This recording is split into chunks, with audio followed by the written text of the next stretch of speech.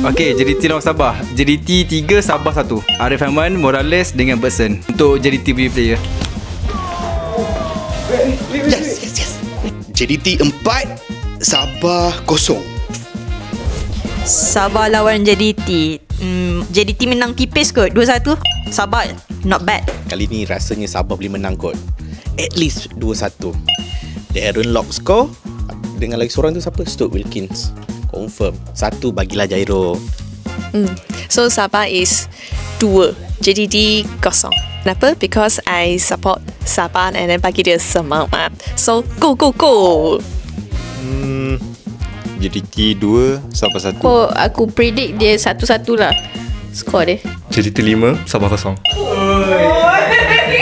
Semua nak sokong JDT ya. Kita go for Sabah lah, 1-0. So yang skor tu Dominic Tan. Prediction aku rasanya 4-0 lah. JDT 4-0. Mungkin JDT akan 3, Sabah 1. Ayuh Johor.